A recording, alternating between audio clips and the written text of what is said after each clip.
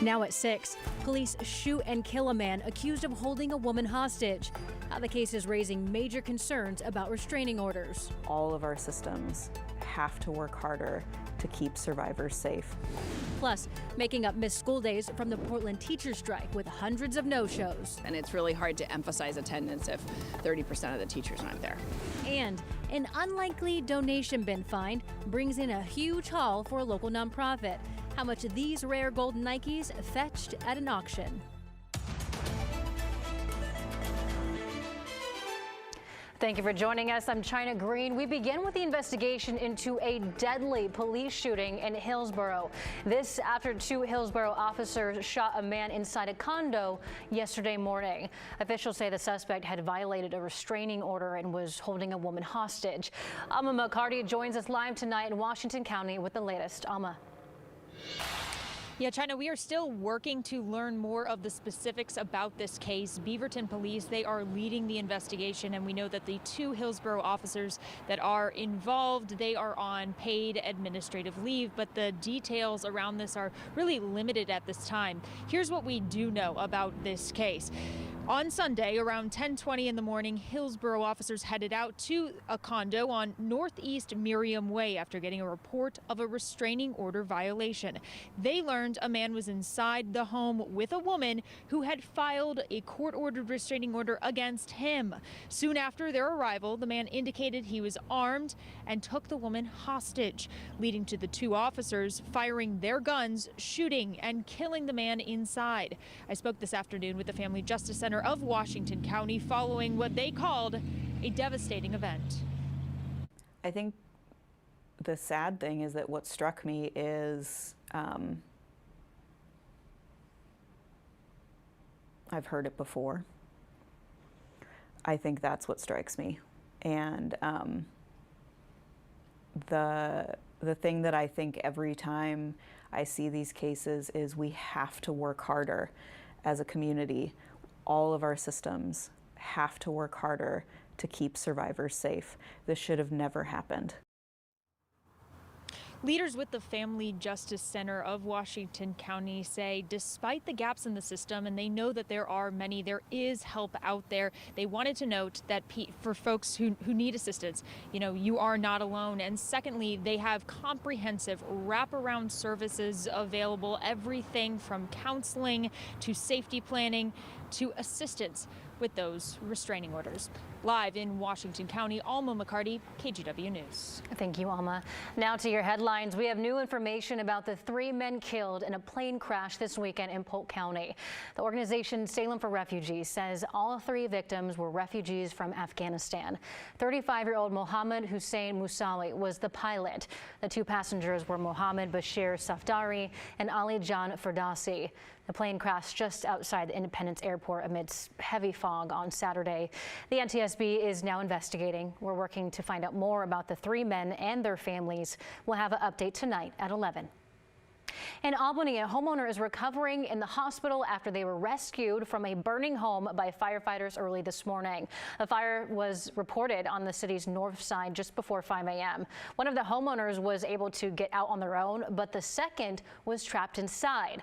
Firefighters made their way inside through a bathroom window to reach them and then had to cut their way out.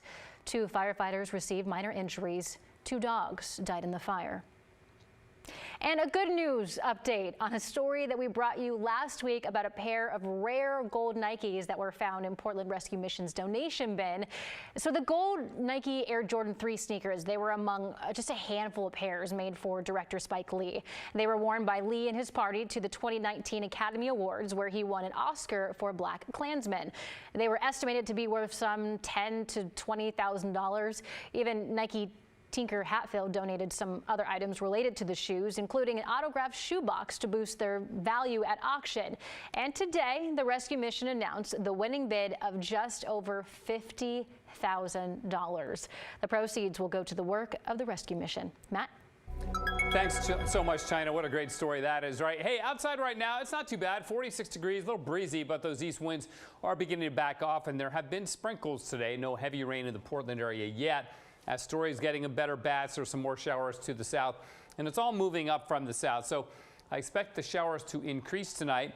We'll have them again tomorrow, but no big rain, and then we dry it out again. However, things will be changing. Look at the snow level and the forecast. Stays high, no new snow until Friday. Then the snow level drops to 3,000 feet. We get up to 6 inches new, a couple more inches Saturday before it dries out again into Christmas. But the good news is, unlike previous snow in the Cascades where it warmed up, we got a bunch of rain, that doesn't appear to be in the cards. So we get a lower snow level and it stays cold as we go through Christmas. And also looks like good travel conditions on Christmas Day itself, which is always a good thing, right? So snowfall on Christmas Day itself, like snow literally falling in Portland, pretty rare. We had nearly an inch back in 2008. 8 other years of the trace. In 1937, downtown had a little bit over an inch of snow. So the headlines: showers through tomorrow, east winds are weakening, and we'll talk more about the Cascade snow a little bit later on. China, back to you. Matt, thank you. Students in Oregon's largest school districts are in class this week to make up for missed days from a near month-long teacher strike, though hundreds of Portland public school teachers did not show up for class. Thomas Schultz joins us now from the newsroom. Thomas, what did students tell you school was like today? Well, China, it was jarring for some. Classes were pretty empty, missing many students and teachers. Now, students say it felt like there wasn't much learning going on. My mom's definitely not too much a fan of it. Elliot Humphrey is a senior at Lincoln High School, and Monday was supposed to be the start of his winter break. Though after a near month-long teacher strike, what do we want? Safe schools! Portland Public added this week to the calendar to make up for lost days. Absences were high. There's going to be a lot less students in class, and I know there are quite a few teachers who also are going on break. PPS previously said they realized the added days would be disruptive for families and educators, though they felt it was the best decision for student success. In a Sunday letter to parents, Portland Public Schools said students may have a substitute teacher. If classes get too small due to student absences, classrooms could be combined.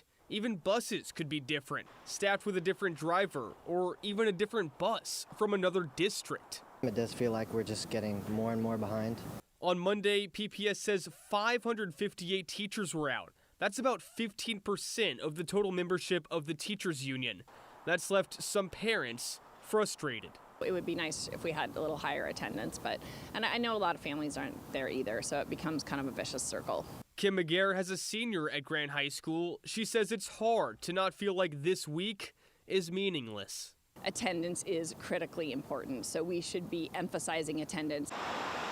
Still, some students say their classrooms were full. Neither of my teachers got a substitute for this week. Though even in Xavier LaRue's classes at Cleveland High, he says it felt a little laid back. We weren't given any new assignments, just more time to work on assignments we were already assigned.